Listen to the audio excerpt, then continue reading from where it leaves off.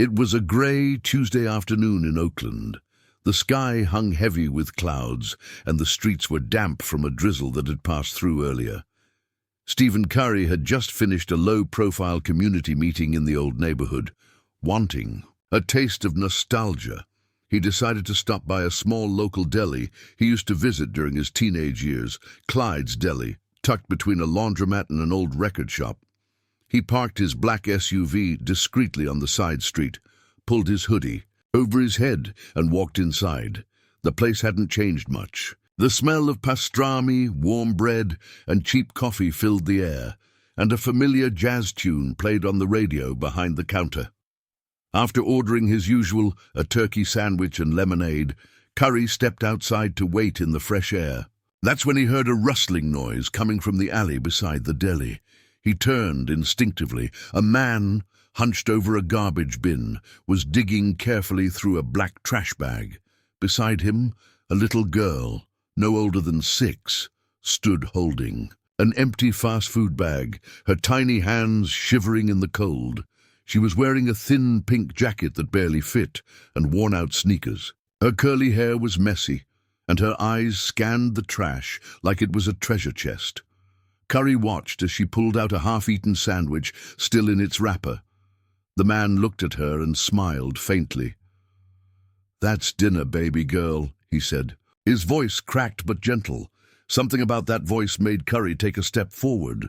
The man turned slightly, exposing his face in profile, scruffy beard, sunken cheeks, and tired eyes. It took Curry a few seconds, but then it hit him. That face, that voice, those eyes. "Malik?" he said aloud, unsure if his mind was playing tricks on him. The man froze. He turned slowly, locking eyes with Curry. For a brief second, silence filled the alley. The sound of cars, people, even the city itself seemed to mute. "Steph," Malik replied, disbelief dripping from his tone. Curry took another step closer, his voice softer now. "Malik, it's me, man. It's really you?" Malik looked down, ashamed.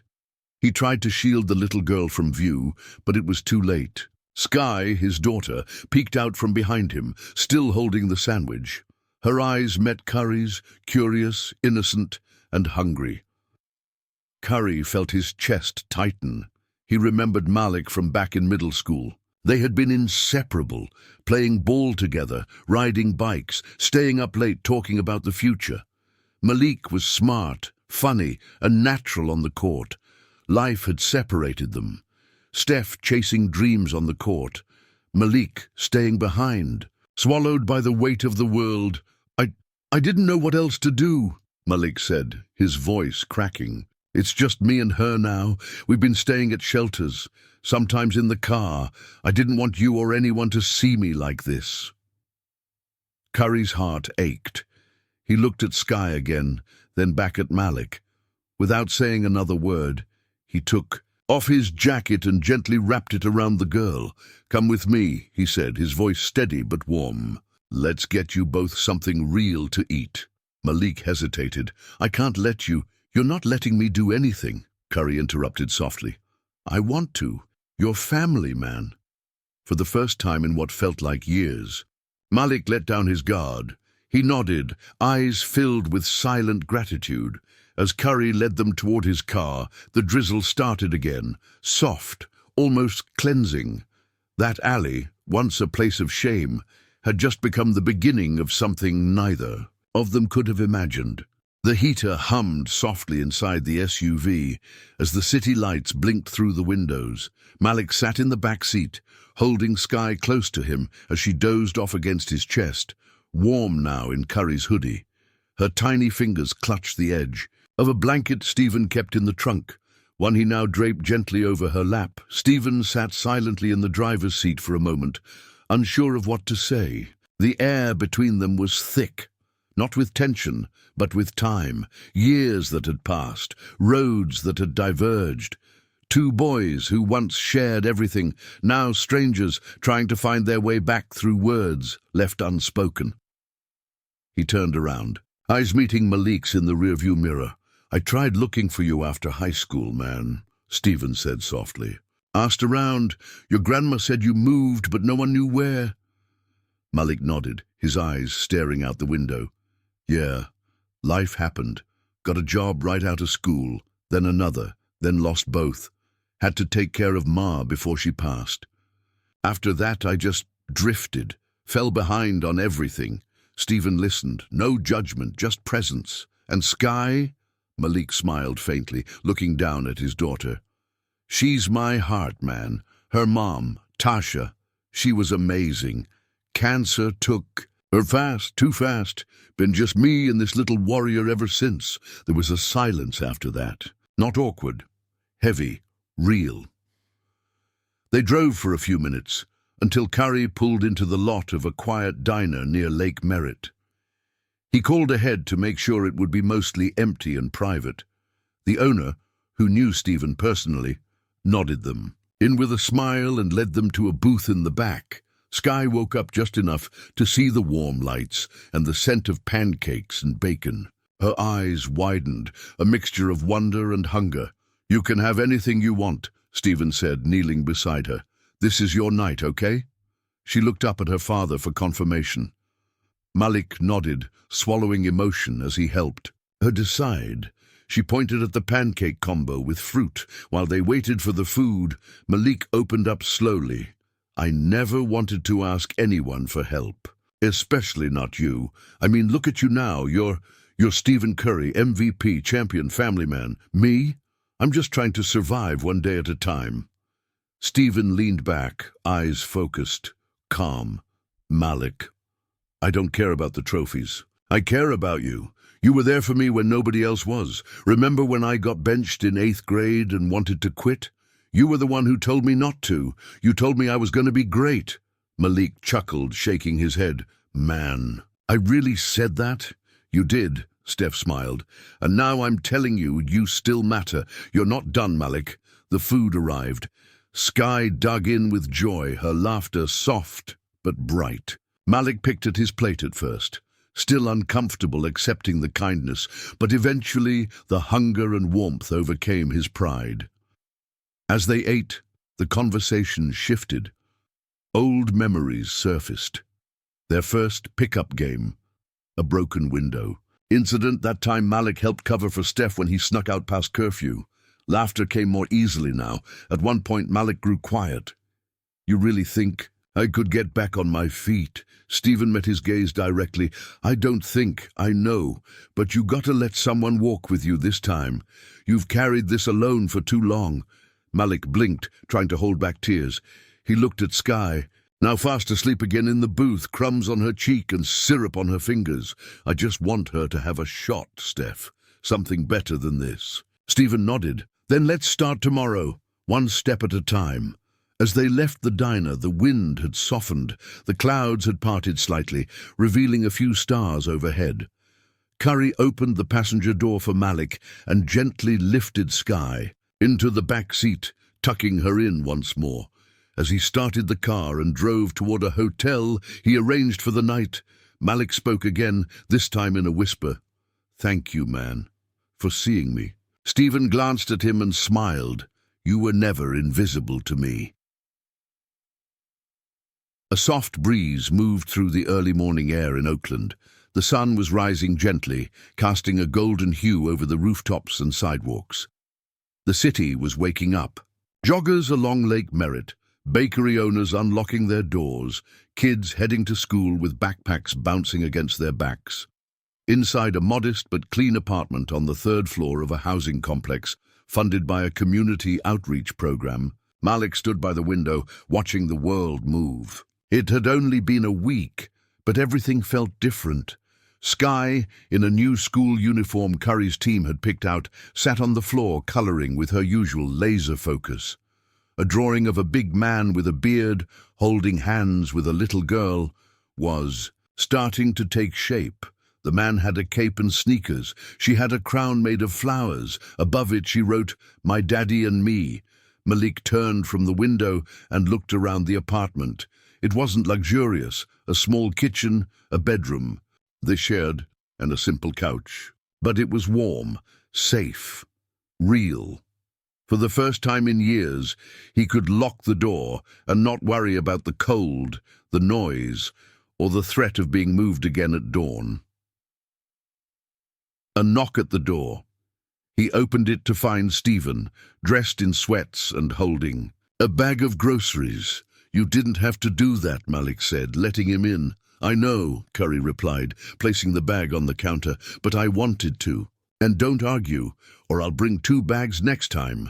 They both laughed. Stephen looked around, pleased. "Place looks good. You made it feel like home already." Malik nodded, then exhaled. "Steph, I can't keep letting you carry me. Man, I need to stand on my own 2 feet again." Curry leaned against the counter, arms crossed, voice steady. "That's exactly what we're doing. Giving you ground to stand on. The rest, that's all you." Later that morning, the 2 of them drove to a community center Curry helped fund years ago. It served as a safe space for at-risk youth, with basketball courts, classrooms, and job training programs.